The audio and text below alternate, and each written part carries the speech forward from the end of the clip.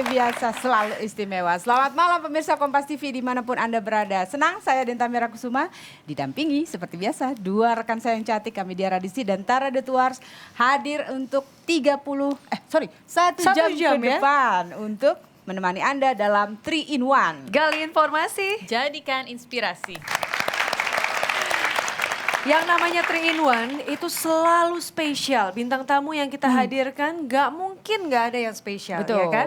Dan malam hari ini kita akan menghadirkan seorang anak singkong. Tapi justru saat ini singkong. menjadi pengusaha yang sangat singkong beneran? sukses. Anak singkong? Dan gak cuma Doyan itu. singkong kayaknya. Doyan Gak cuma singkong. pebisnis sukses juga, Iya. tapi sekarang menjabat sebagai Menteri Perekonomian. Oke, langsung saja kita sambut ke atas panggung ini Pak Khairul Tanjung. Halo Pak, selamat malam. Selamat malam. Tapi benar kan Pak doyan singkong juga Pak? Saya tadi bilang Bapak doyan singkong soalnya Pak. Jadi Iya. anak singkong ya. Dan sebelum kita bincang-bincang hangat dengan Pak Khairul Tanjung, kita simak dulu sajian berikut ini.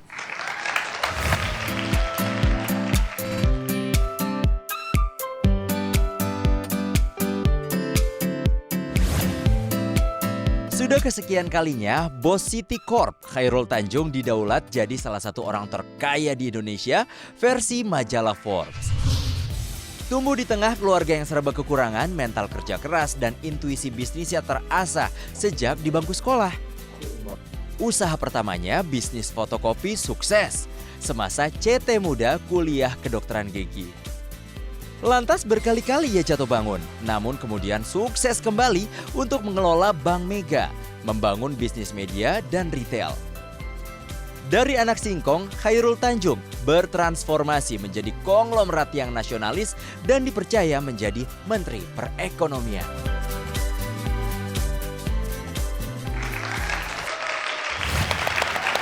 Iya, jadi dari anak singkong sekarang sudah jadi menteri dan pebisnis sukses. Tapi kita yakin semua bahwa untuk bisa Bapak mencapai posisi seperti ini, kondisi seperti ini, ada perjuangan yang dilalui, ada proses yang dilalui. Bahkan katanya sih dulu sempat jadi macam-macam. Jadi saya memang menjadi pengusaha itu bukan karena bakat, tapi saya jadi pengusaha itu karena terpaksa. Terpaksa. Kenapa terpaksa? Karena kebetulan saya lahir dari keluarga yang kurang mampu.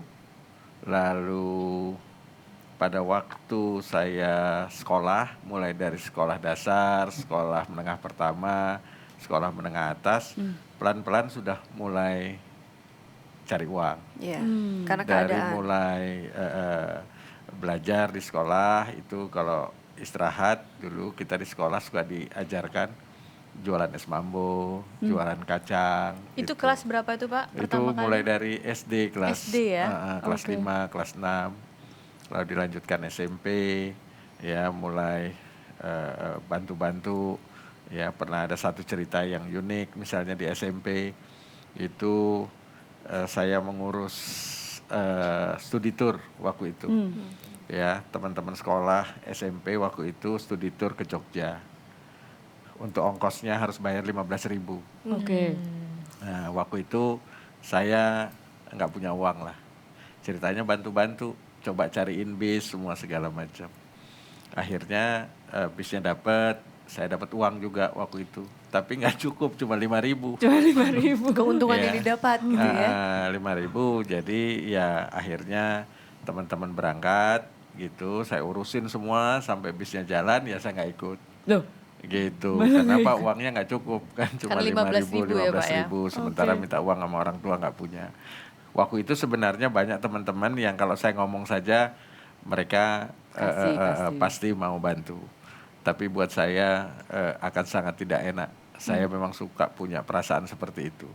Kalau sangat tidak terpaksa sekali, mending tidak usah minta tolong kepada orang lain. Bapak sedih nggak waktu itu artinya Ya kan sedih teman-teman dong, saya ngurusin ini ya bis, teman-teman masuk ke bis, ya sudah duduk semuanya segala macam, mereka berangkat, saya dadah-dadah begitu kan. Tapi benar nggak sih Pak, ada juga cerita mengharukan lainnya ya pada saat mau masuk kuliah. Ibu bela-belain untuk menjual kain halus demi Bapak masuk kuliah. Iya, itu jadi ketika saya masuk kuliah, itu kan dulu saya harus ikut tes namanya dulu namanya UMPTN, SKALU. oh, Skalu. Iya, itu tes masuk perguruan tinggi negeri. Iya. Ya, Oke. dulu ada istilahnya kelompok 1 itu hanya 5 perguruan tinggi utama. Ada UI, ITB, gitu, UNER, UGM, 4 kalau saya nggak salah, gitu. Ya, tesnya di Stadion Utama Senayan, di Gelora Bung Mungkin Karno. si Penaru Banyaknya. modelnya ya, Iya. kalau untuk agak kesini-sini tuh si Iya, Penaru jadi UMPTN gitu ya. satu kali tes itu 50.000 orang di Gelora Bung Karno, lalu ada di tempat-tempat lain. Artinya persaingannya sangat Oh, ketat. ketat sekali, ya, ikut tes. Nah, waktu ikut tes pun saya sudah berniat yang penting saya bisa masuk. Dimanapun artinya? Dimanapun yang penting masuk kelompok di satu perguruan itu ya. tinggi Yang pertama tadi, yang kategori pertama 5 top Besar. university in Indonesia itu. Jadi saya pilihan pertama saya tulis itu Fakultas Teknik Sipil Perencanaan ITB. Kenapa? Supaya kalau matematik saya bagus saya diterima. Gitu. Jadi udah pakai strategi. Sudah pakai strategi. Gitu. Terus yang kedua Fakultas Kedokteran Gigi Universitas Indonesia. Kenapa? Kalau biologi saya bagus saya pasti diterima. Kenapa nggak di kedokteran? Karena abang saya anak nomor 2. Anak nomor 1 tahun sebelumnya sudah masuk di Fakultas Kedokteran. Kedokteran, oke. Gitu. Masa Dengan dua-dua strategi yang sama nih, jangan-jangan ya. nggak tahu masa ya sama-sama kan Iya. nggak enak gitu loh ya. Abang adik satu fakultas gitu. Lalu pilihan ketiga saya pilih Fakultas Farmasi UI. Kenapa? Kalau kimianya bagus maka Pasti diterima diterima. gitu. Jadi bukan berpikir saya mau jadi apa, yang penting saya bisa masuk gitu ke perguruan tinggi negeri itu. Jadi singkat cerita diterima di Fakultas Kedokteran Gigi UI. Gitu. Setelah saya diterima di Fakultas Kedokteran Gigi, kan ada biayanya. Iya, iya. Nah, jadi uang kuliah saya waktu itu sangat murah. Setahun itu hanya harus bayar Rp45.000. 45.000. Zaman itu sih, 45.000 satu tahun. Tahun 81. Udah lahir belum? Belum, Pak. Ya. Tahun 81 itu biaya kuliah saya satu tahun 45.000. Ya. Rp45.000, lalu ada uang mapram, ada uang pendaftaran, uang jaket, uang segala macam, total 75.000. Nah, saya laporkan sama orang tua saya, sama ibu saya bilang saya butuh uang 75.000 untuk masuk Ya, kuliah. betul. Ya. Ibu saya bilang ya udah, ya nanti dicarikan, gitu. Ya, belum punya, nanti dicarikan. Ya, saya tenang-tenang saja. Saya bilang ini bayarnya minggu depan harus sudah dibayar. Iya, iya. Ya. Nah, singkat cerita, seminggu kemudian saya terima uangnya. Dari ibu. Itu dari ibu, 75.000. Ya, saya bayar. Iya. Ya, singkat cerita saya kuliah. Nggak sampai beberapa hari saya masuk, tuh masih mapras. Akhirnya saya tahu bahwa uang itu didapat dari ibu saya menggadaikan kain halusnya. Tahu dari mana, Pak? Dia akhirnya ibu Ibu cerita. cerita. Jadi dari situ saya berniat dan bertekad untuk tidak minta uang lagi ke orang tua. Wow. Jadi itu triggernya sebenarnya. Triggernya di situ ya, Pak, ya? Triggernya, jadi untuk orang memulai itu memang sebaiknya memulai usaha harus ada trigger. Nah, trigger itulah yang membuat akhirnya saya berkomitmen pada diri saya sendiri untuk tidak meminta uang lagi dari orang tua.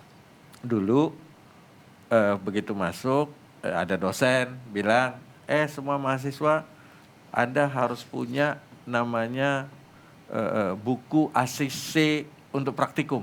Buku ACC untuk praktikum. Untuk praktikum, Oke. karena dulu kalau masuk Fakultas Kedokteran Gigi kita harus bikin gigi dari gips. Ya. Ya. Terus bikin gigi dari wax itu lilin. Ya. Nah, itu tahapan-tahapannya harus di-approve Ya. oleh Dosen. dosennya. Nah, untuk itu harus ada bukunya. Buku asistensinya, tahapan-tahapannya. Nah, lalu teman-teman kan di depan kampus saya di Salemba banyak tempat fotokopi jilid-jilid buku itu.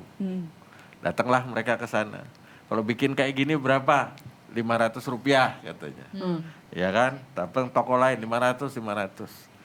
Nah, di sini mulai muncul akal saya. Kepikiran jadinya gitu ya, Pak. Saya ingat dulu saya punya teman SMP, kakaknya itu punya percetakan. Gitu. Percetakannya bukan percetakan modern, percetakan yang hand press yang Manual. di manual. Iya. Gitu. Datanglah saya ke dia. Enggak. Saya bilang, saya punya kebutuhan nih. Ya, kalau cetak kayak gini, berapa kosnya? Hitung. Buat lu gua kasih pego aja deh. Tunggu Pak Hairul, yang nyuruh Bapak untuk bikin buku menyediakan buku ACC itu dosennya yang di belakang Bapak ini bukan?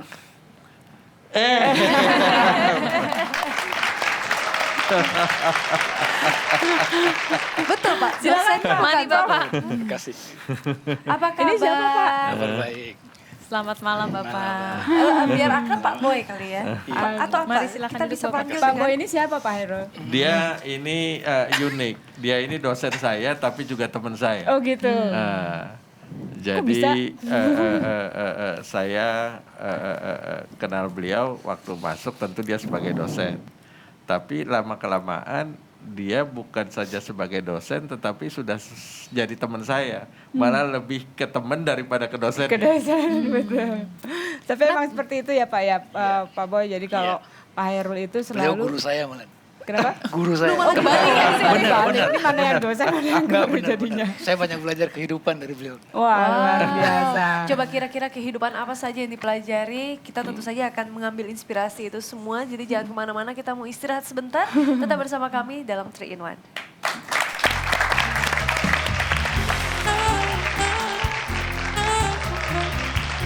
Atas ranjang batu, tubuhnya panjang.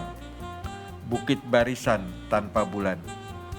Kabur dan lihat dengan mata serpikan teral.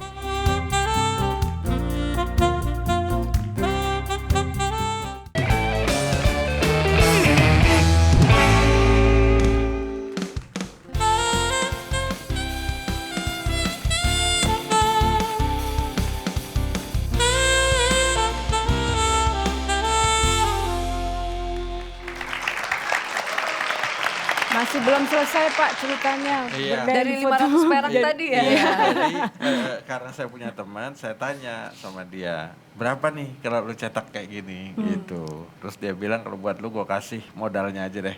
Gue Modalnya untuk aja. berapa? Pego dia bilang 150. Nah tadi kan kalau bikin sendiri di sana 500, di sini cetak 150.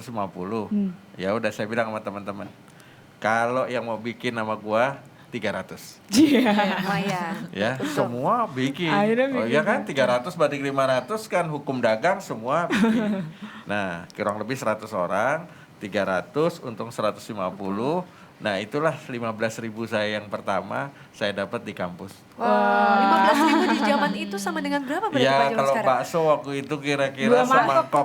semangkok bakso itu kira-kira 200 rupiah lah. Wow, jauh sekali loh lumayan. 15.000. Ya. Tapi berarti pertemanan dengan Pak Boy sendiri diawalinya bagaimana itu ceritanya? Nah, biar Pak Boy yang cerita. Nah, Bagaimana itu Pak Boy? Ya ini waktu gini kerja kersos di Bengkulu nih saya ingat benar. Kersas itu kerja sosial. Kerja sosial. Ya, oke. Ya. Nah, saya kan dosen gitu, tapi saya kalau ngomong apa adanya. Beliau itu baru tingkat 1 nih tingkat 2.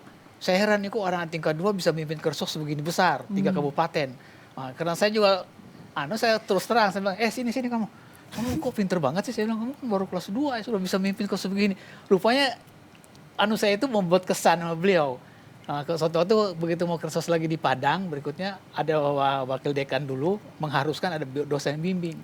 Nah, disuruh pilih. Beliau milih saya. Mungkin saya bilang ini karena saya puji dia dulu nih. Ada situ lah. Mungkin GR waktu Iya, itu mungkin gitu ya. dari situ kita makin akrab kayaknya udah sampai sekarang lah. Berarti sosok seperti apa yang Bapak kenal seorang Khairul Tanjung? Ya sejak itu banyak saya bilang ternyata beliau bukan cuma sekedar teman. Saya banyak dia nggak tahu kali saya belajar dari dia tuh. apa Pak yang paling Bapak rasakan atau paling berkesan tentang struggle. Oke. Struggle. Orangnya struggle nih. Kalau dia mungkin orang nggak suka dia akan lebih nggak suka lagi itu orang. Bapak, berarti Bapak waktu berbisnis fotokopi itu di kampus melihat itu semua. Iya, saya lihat. Ikutan Sampai yang- terlibat kah? Oh enggak. Saya soalnya dosen Bagian saya juga kan. kasir, kan? Dia gaul-gaul gitu aja. Makan-makan, dia ngajak juga saya makan-makan di warteg apa. Saya tahu tuh di uang toyib segala macam. Tapi nggak tiap hari saya ikut. Kadang-kadang kita makan juga di pinggir-pinggir malam gini. Saya jadi ikut-ikut begadang. Beliau kalau kerja ini bener, sampai jam 2 malam nih. Kalau saya minta tolong ngajak kersos, saya harus ngikutin gaya dia kerja nih. Kerja tuh jam 2 Katanya malam sampai baru pinjam mulai. mobil Pak Boy juga ya? Jadi gini, ada satu cerita yang unik. Dulu kan saya nggak punya mobil. Ya, saya baru punya mobil itu kuliah tingkat 4. Jadi kuliah tingkat 2, tingkat 3 itu saya nggak punya mobil. Nah, jadi Pak Boy ini kan dosen udah punya mobil kan. Iya. Mobilnya Kijang waktu itu. Kijang kotak gitu Kijang ya. kotak gitu. Ya. Jadi saya itu pakai mobil dia lebih sering daripada dia pakai mobil saya. Di casnya Ini Pak mobilnya bukan Pak. Itu bukan. Oh ini mobilnya. Mobilnya Iya, modelnya mirip-mirip kayak gini lah, mirip-mirip kayak Oke. gini, gitu. Jadi dulu misalnya saya bilang, wah gue pinjam dong mobil lu, gitu. Ya udah lu pakai aja, gitu. Atau kadang-kadang nggak usah ngomong juga, tiba-tiba dia Tiba-tiba mobilnya bilang, nggak ada, lu gitu. pakai mobil gua aja. Nah lu gimana? Udah gue pakai kendaraan umum aja, gitu. Dia orangnya seperti itu. Nah, jarang-jarang loh dosen sama murid bisa punya hubungan Iya, seperti itu. iya. Tapi Bapak bangga nggak punya Bangga, murid bangga. yang Kalau enggak sekarang ngapain saya seperti berteman orang kayak begini. Bangga, karena saya bangga justru. Pas saya dari saya banyak belajar. Kalau jauh kan beda umur saya 10 tahun. Makanya kan ibarat saya berteman sama anak kan. Tapi karena iya. saya bilang tadi saya belajar, dia nggak sadar aja saya ikutin cara dia bernegosiasi. Saya Jadi banyak dia ikut. belajar juga ya Iya mengambil benar. ini ya. Dia sama gubernur sama menteri aja dia kalau ngomong itu lebih enak banget gitu. Kayak gak takut zaman dulu. Udah berani beliau tuh ngomong. Jadi ada keunikan karena saya terbiasa di organisasi. Waktu saya masih mahasiswa, saya bisa berdialog dengan orang-orang yang lebih tua, lebih senior, bahkan termasuk kepada menteri pun saya bisa bicara dengan lugas. Dan pernah satu kali saya pernah gebrak meja menteri. Oh. Zaman saya masih mahasiswa. Menteri Karena apa, apa itu Pak? Jantung Ada lah, jangan nanti takut masih saya takut kena karma. Nanti ada mahasiswa datang ke saya gebrak meja saya. Orang menteri sekarang gitu ya. Tapi Luar kalau kita biasa. mengingat masa-masa sebelum itu deh ya, jauh sebelum itu, Bapak juga pernah ikut teater segala kan Betul. Pak? Memang Bapak suka? Jadi awalnya semua tuh by accident karena kecelakaan. Saya nggak pernah suka lalu ikut teater, enggak. Jadi mulainya tuh kelas 2 SMP waktu itu. Kelas 2 SMP ada pertandingan untuk 17 Agustus itu antar kelas bertanding untuk mengpagelarkan sebuah kesenian. Oke. Nah kebetulan ada teman sekelas saya Iya. itu namanya Prita. Sekarang itu namanya Ibu Prita pemilik dari London School. Oh. Nah, nih Mbak Prita ini bilang bahwa dia punya abang ya itu adalah pelatih teater. Daripada kita susah-susah kita bikin teater saja untuk festival itu. Nah, singkat cerita ikutlah kita. Saya itu karena ke kelas kan, ikut main teater. Nah, akhirnya ya juara, kita menang di festival antar kelas itu. Nah, rupanya karena belajar di teater di SMP itu ada link hubungan. Nah, jadi akhirnya saya juga ikut walaupun sudah tidak teater di sekolah itu, saya ikut lanjut lagi. Karena ternyata kok asik gitu ya. Kok Seru enak kayaknya ya. gitu. Pak coba Oke. Pak, Bapak mungkin kalau saya berikan ini, nanti mungkin Bapak akan ingat. Ini bukan gratifikasi Oh Pak. bukan. aja, Isinya Pak. bukan uang, ini bukan cek juga. Bapak mungkin bisa pilih mau yang kanan atau yang kiri, nanti Bapak buka. Gitu. Isinya apa, mudah-mudahan Bapak masih ingat. Jadi silahkan Pak, Buka ya sekarang buka. ya. Oh pilih yang kanan Saya ternyata selalu ya. suka yang kanan. Suka yang Oke. kanan, kenapa Gitu. Pak? Ada filosofinya, Karena Pak? dalam agama saya itu kanan itu adalah langkah yang baik. Oke, silakan dilihat Pak itu apa. Saya juga nggak tahu isinya Oh, soalnya. iya. Apa ini Pak? Ini Rendra. Iya, Puisi, ini Pak? puisinya Rendra. Boleh tolong dibacakan Heeh, Pak? Pak. Biasanya anak teater itu jago Pak untuk baca puisi Pak. Ya, dulu saya pernah ikut teater, nama teaternya Gotra Aditira. Itu pimpinannya Mas Yan. Mas Yan ini kebetulan muridnya Rendra. Oh, Gitu. Jadi saya pernah mentas bersama-sama dengan Rendra dulu di Universitas Trisakti pada waktu itu. Jadi memang ini. Tapi saya udah puluhan tahun nggak pernah baca coba baca kalau gitu, puisi. Pak. Iya, coba Biar kalau kita sekarang kita kita juga ingin mementaskan tahu Pak Hairul. seorang Hairul Tanjung membaca puisi. Ini sajaknya Rendra, judulnya Tahanan. Tahanan. Atas ranjang batu, tubuhnya panjang, bukit barisan tanpa bulan. Kabur dan lihat dengan mata serpikan teral, di lorong-lorong jantung matanya. Para pemuda bertangan merah, serdadu-serdadu Belanda rebah, di mulutnya menetes lewat mimpi. Darah di cawan tembikar dijelmakan satu senyum. Barat di perut gunung, para pemuda bertangan merah, adik lelaki neruskan dendam. Dini hari bernyanyi di luar dirinya, anak lonceng menggilat 6 kali di perut ibunya. Mendadak dipejamkan matanya, sipir memutar kunci selnya dan berkata, "Hei pemberontak, hari yang berikut bukan milikmu." Diseret di muka peleton Algojo, ia meludah. Tapi tak dikatakannya, semalam kucicip sudah betapa lezatnya madu darah. Dan tak pernah didengarnya 6 pucuk senapan meletus bersama. Hanya di 3 in 1 Pak Hairul Tanjung baca puisi. Hanya Gak pernah kan kita tahu kan, gak pernah kita denger kan. Gurunya Pak tadi Boy siapa pernah Kak? dengar nggak? Enggak. Pak Hairul bisa baca puisi. Iya, Kalau nyanyi sering. Kalau nyanyi, nyanyi sering. Harusnya kita Sering saya dengar. biasanya maksudnya. kalau di nyanyi. kampus nongkrongnya di mana Pak Hairul tuh? Oh macam-macam. Macam-macam. Gaulnya macam-macam juga sih. Ya di kampus sering kami sering tidur Dimanapun di lantai kampus pernah juga. Oke. Nah kalau Pak Ian, bagaimana tadi pada saat membacakan sajaknya Pak Pak Ian? Yan, Bagus. Wah ini komplit ini, Komplit Kompas ya, Pak, mendatangi ya. orang-orang luar biasa itu. selamat malam Pak Yan. Pak Silakan. Ian adalah guru Selamat teater ya. malam. Iya, betul. Yang tadi diceritakan ya Pak Silakan Yan. Pak Ian, silakan Pak, Bapak. duduk Pak, silakan. Pak Ian, bagaimana tadi waktu Coba Pak dikasih Hairul penilaian, Tanjung? Pak. Boleh dikomentari Pak? Wah, itu kan dulu kalau Hairul baca puisi itu tahun 79 Iya. ya. Waktu 79 keren nggak Pak?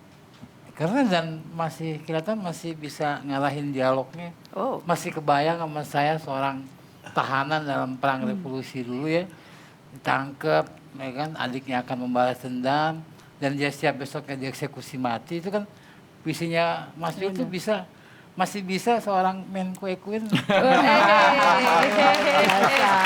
Ya, Pak. berarti kita nanti akan cari tahu ya, kira-kira dari para sahabatnya ini, apakah pernah membayangkan seorang Hairul Tanjung yang dulu akan menjadi seorang Hairul Tanjung yang sekarang. Jangan kemana-mana, tetap bersama kami dalam 3 in 1.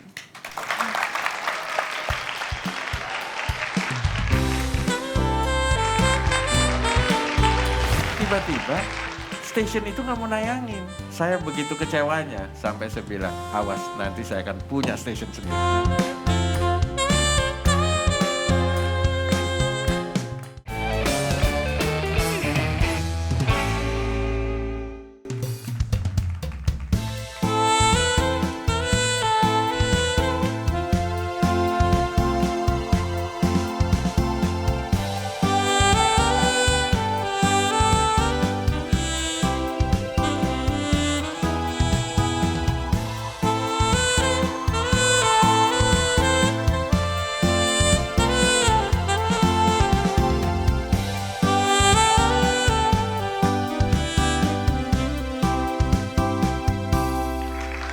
Ya, masih di 3 in 1 dan kita sedang bernostalgia. Bernostalgia. Mengenai masa lalunya Pak Hairul. yang bernostalgia. Kita lagi mengorek-ngorek nih.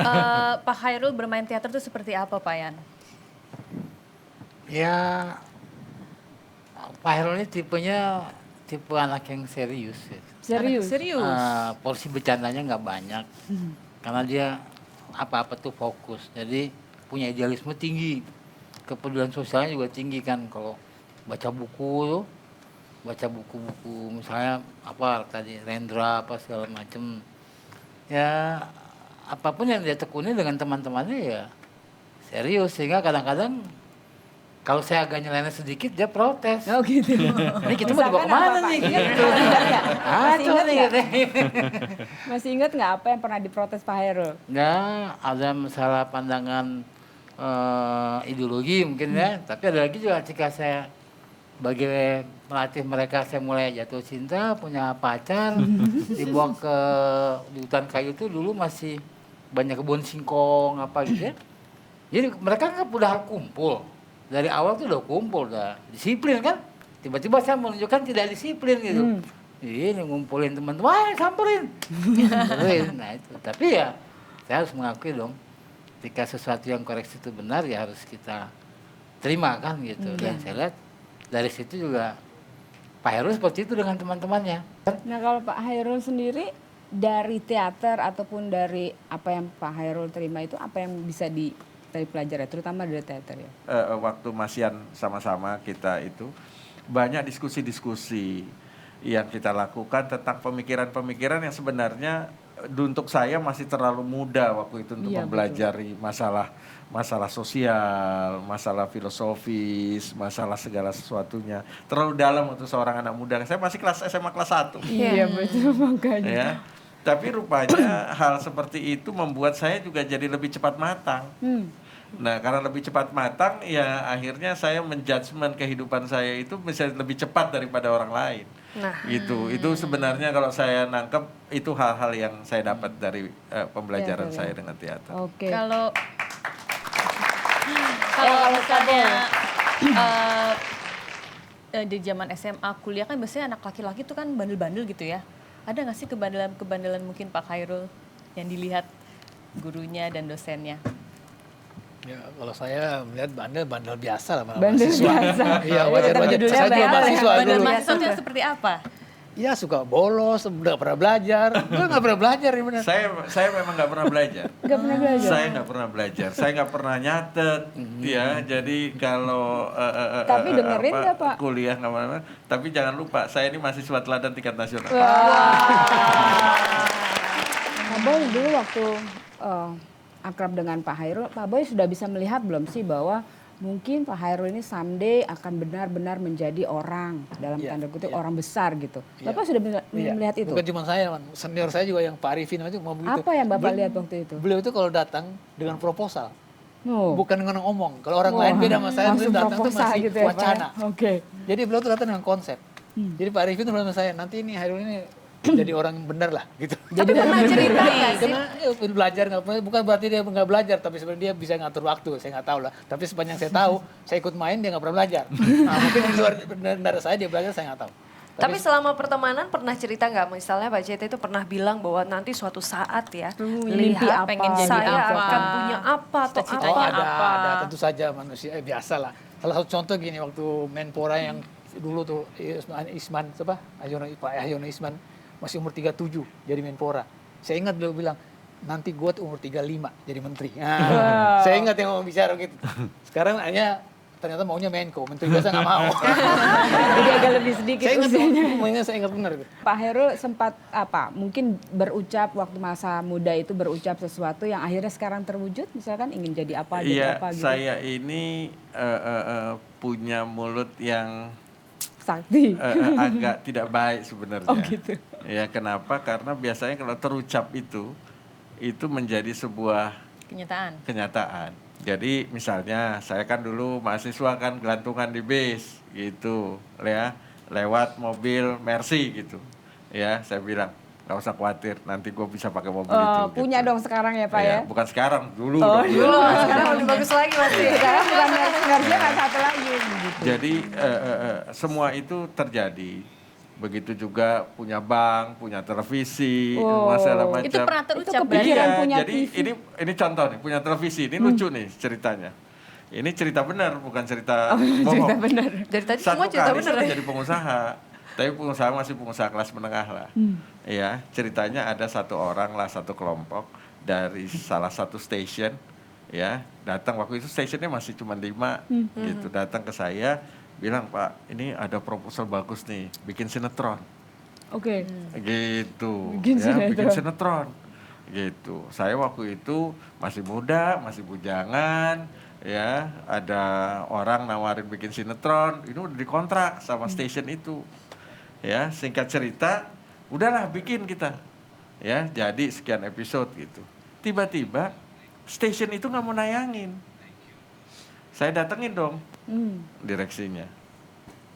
Gitu. Saya bilang nih kan udah ada letter of intent-nya, kata Mutaya. Wah nih, ini letter of intent ini nggak mengikat. Ini itu semua segala macam. Jadi kita nggak bisa tayangin semua segala macam. Sampai hari ini itu sinetron nggak pernah ditayangin. Ya ampun. Di TV sendiri pun enggak ya Pak? Enggak, jadi udah lewat juga kan. Semua segala macam. Tapi singkat cerita waktu itu saya begitu kecewanya sampai saya bilang, awas nanti saya akan punya station sendiri. Oh, akhirnya punya juga.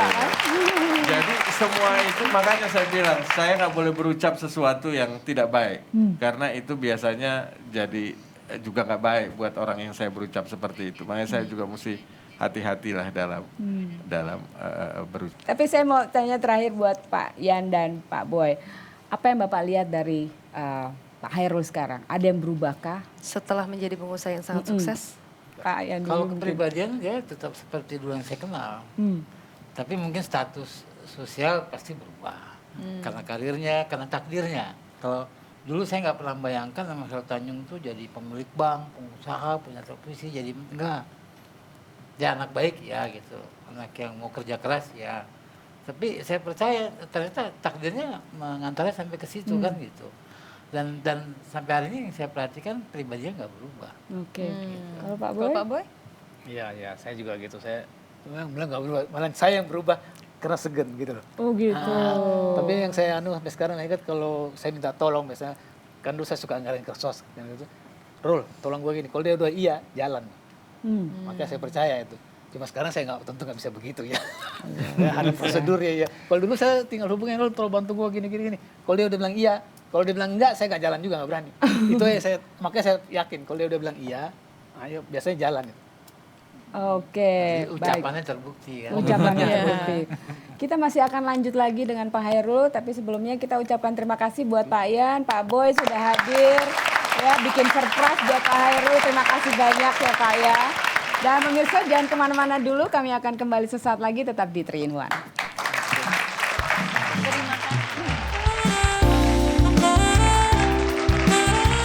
Saya mandikan saya, ganti popok, apa semua segala macam. Jadi sebelum berangkat kerja itu saya mandiin anak dulu.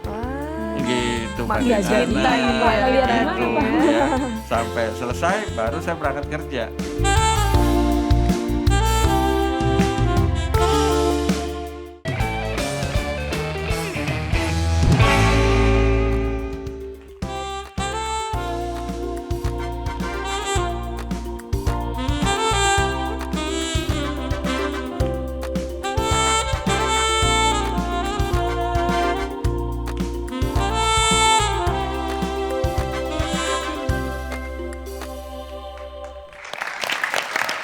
Ya pemirsa, kita tentu saja masih bersama Bapak Khairul Tanjung. Dan kalau kita lihat dari profilnya dari tadi yang sudah kita dengar ya.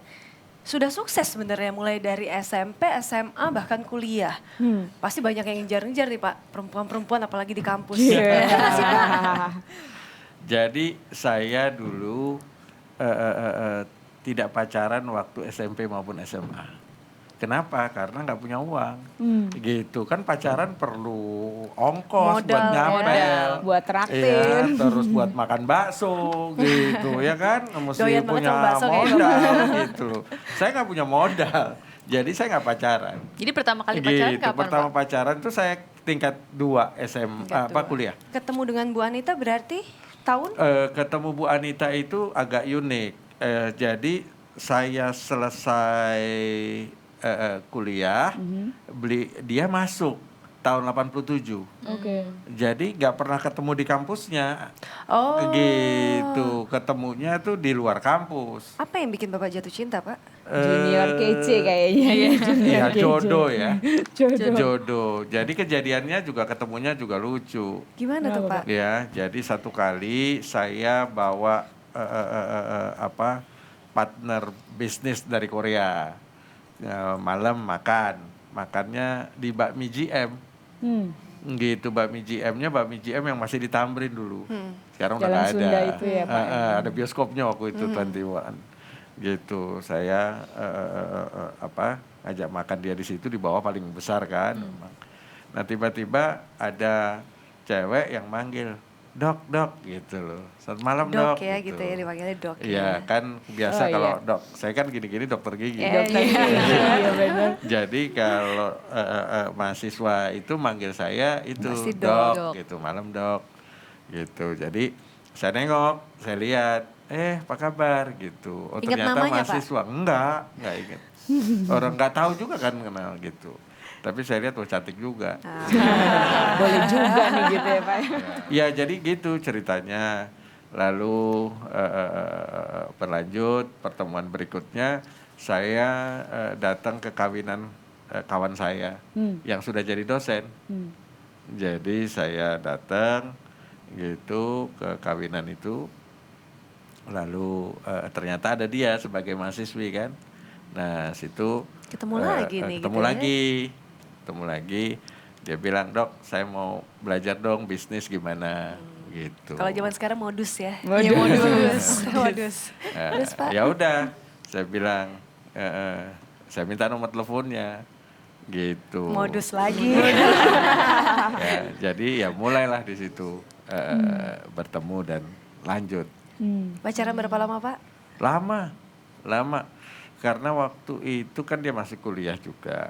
Ya begitu selesai dia masih ngelanjutin juga di Singapura, selesai baru kurang lebih 4 tahun lebih lah. Katanya Pak Khairul Tanjung ini waktu anak pertama meskipun sudah jadi pengusaha masih Mbak suka Putri ya? ganti Anak popok pertamanya Iya Mbak sendiri. Putri.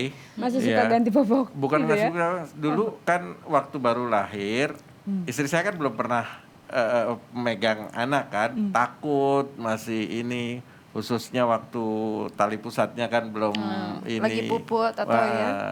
Jadi yang mandikan saya. Oh, Bapak oke. lebih berani justru. Iya, saya yang mandikan saya, bukan ganti popok, apa semua segala macam. Jadi sebelum berangkat kerja itu saya mandiin anak dulu. Wah. Gitu, Makin mandiin jadi anak, ya, Pak. Ngeliat gitu, gimana, Pak? ya. Sampai selesai baru saya berangkat kerja. Gitu. Kok bisa, Pak? Hah? Belajar dari Belajarnya dari mana, mana, Pak? Ya, saya kebetulan karena anak singkong ya, segala sesuatunya pernah mengurus diri saya sendiri. Adik-adik saya kan banyak juga. Oh. Gitu, saya 7 bersaudara, gitu, saya anak nomor 2. Jadi kan dulu nggak ada pembantu kan, nggak ada semua segala macam. Jadi kakak-kakak ya harus merawat adik-adiknya, gitu. Jadi sudah ya terbiasa Sudah biasa. relatif gitu. Tapi Oke. ketika anak-anak mungkin sudah beranjak dewasa nih, hal-hal apa sih yang ingin Bapak ajarkan ke anak-anak, khususnya mungkin tentang kesuksesan ya? Kalau saya yang penting begini, ya values, tata nilai itu yang paling penting yang harus dimiliki oleh anak-anak saya. Iya. Bahwa nggak peduli dia anak siapa, tapi dia harus punya kebanggaan terhadap dirinya sendiri. Ya, dia harus berjuang dengan kemampuannya sendiri, supaya dia juga punya kebanggaan terhadap dirinya sendiri. Nah, itu yang saya tanamkan, sehingga nanti ya secara takdir di anak saya tentu dia akan mewariskan apa yang saya miliki. Tetapi kalau dia punya kebanggaan terhadap hasil karyanya dia sendiri, ini semua, dia juga nggak ada masalah nanti kalau harus meneruskan apa yang kebetulan sudah menjadi takdirnya dia. Anak-anak pernah bilang bahwa mereka punya beban. Oh iya, Putri khususnya yang sekarang sudah hampir 18 tahun, kan sudah mulai berasa bahwa dia merasa bahwa dia sebenarnya lebih memiliki beban lebih berat. Gitu, karena Menyandang sebagai anak seorang CT gitu. Tapi ya ini adalah sebuah takdir yang Ya, harus dia terima gitu, dan ini harus dia bisa atasi sendiri. Dan alhamdulillah saya melihat Putri sudah bisa melakukan hal yang bisa membuat bangga dirinya dan orang tuanya. Dia sudah bisa cari uang sendiri, ya, sudah bisa buat program acara sendiri, sudah bisa buat banyak hal sendiri. Oke. Biasa. Ya, kita masih akan berlanjut dengan Pak Khairul Tanjung, tentunya usai jeda berikut, tetap di 3 in 1.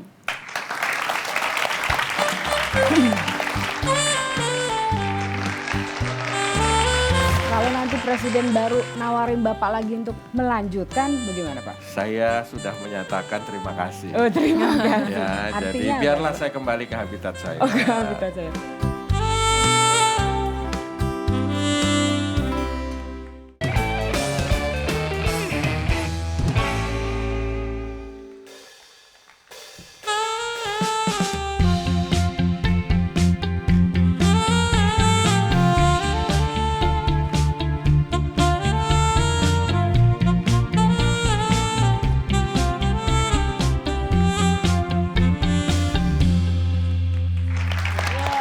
Masih di 3 in 1 bersama Pak Chairul Tanjung.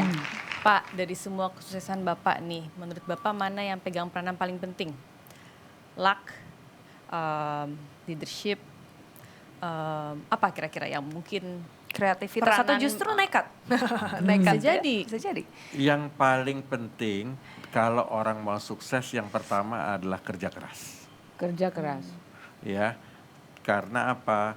Tanpa kerja keras, orang pinter sehebat apapun, ya, orang selak apapun, seberuntung apapun, tidak akan pernah bisa sukses.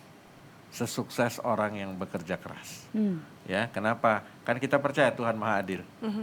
Ya, mungkin nggak Tuhan memberikan rezeki orang yang bekerja keras lebih sedikit dari orang yang tidak bekerja keras? Nggak mungkin. Gitu. Jadi orang itu yang pertama harus bekerja keras. Oke. Itu yang pertama. Yang kedua harus bekerja cerdas, harus cerdas. Kerja Jadi keras dia dan kerja bekerja keras cerdas, doang, iya. ya tapi nggak cerdas ya nggak ada gunanya juga itu. Yang ada capek artinya aja kuli ya. pacul itu. Baru setelah itu soal hasil akhirnya serahkan pada yang di atas. Kalau sekarang kita bicara ya masa sekarang nih Pak, Bapak ditunjuk jadi Menko Perekonomian. Cuma tinggal 6 bulan lagi, kok mau Pak? Ya ini sebenarnya kecelakaan. Oh, kecelakaan ya. Jadi kan saya sebenarnya waktu Pak SBY pertama jadi presiden tahun 2004, saya sudah diminta jadi menteri.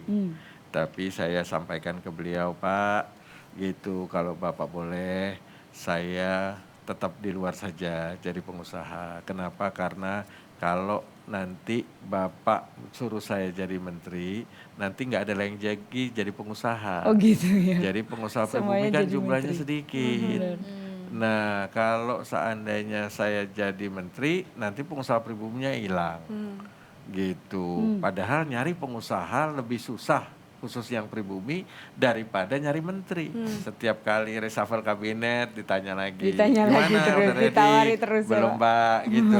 Tetap dicoba ya, Pak. Terus, nah, sampai 2009 beliau terpilih lagi jadi menteri. Ditawari lagi Pak? Jadi presiden, maaf. Terus tawarin lagi.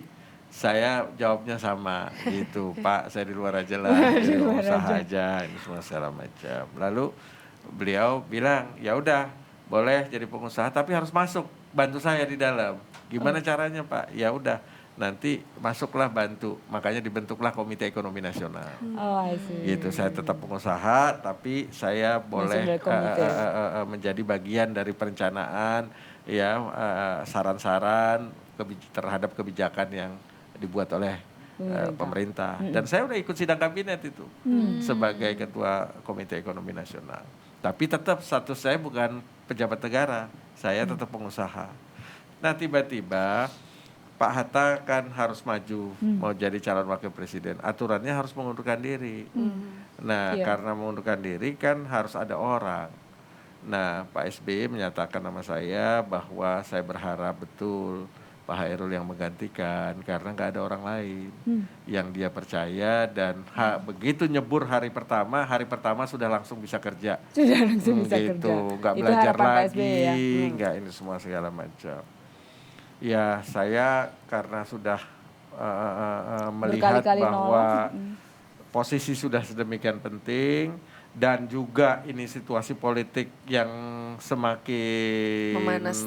Genting juga sih tidak, bisa dibilang ya. tidak kondusif. Kalau perekonomiannya nggak ada yang pegang secara baik, nanti kan bisa jadi masalah besar. Kalau nanti presiden baru nawarin Bapak lagi untuk melanjutkan, bagaimana Pak? Saya sudah menyatakan terima kasih. Oh, terima kasih. Ya, jadi Artinya biarlah apa? saya kembali ke habitat saya. Oh, ke habitat saya. Ya, Benar, karena apa? Karena memang tujuannya kan bukan untuk jadi menteri.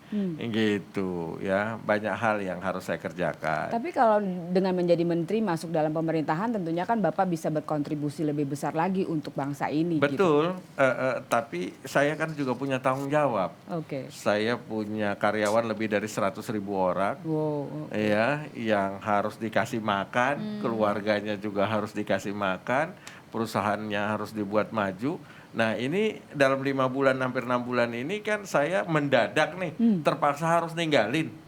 Tiba-tiba gitu, saya begitu cintanya sama Republik ini.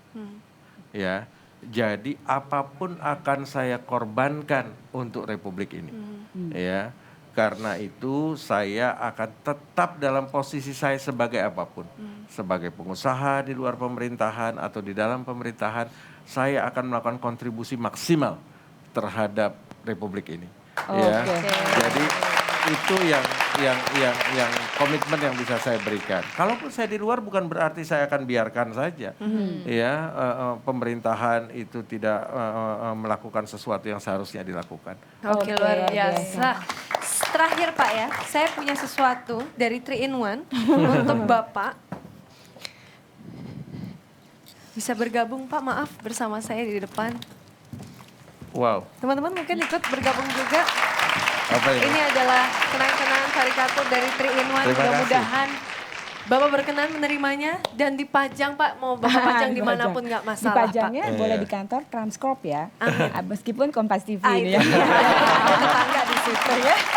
Terima Bapak, kasih, terima kasih. Malam Terima hari kasih ini Pak memberikan sudah Terima datang kasih, di terima 3-in-1 dan kasih. berbagi Terima kasih, cerita Bapak. yang Terima sangat kasih, terima kasih. inspirasi kita semua di sini dan semoga memang apa yang menjadi harapan Bapak untuk Indonesia menjadi lebih baik bisa terwujud ya Amin. Pak. Amin. Baik. Terima kasih pemirsa, ini akhir dari 3-in-1 malam hari ini.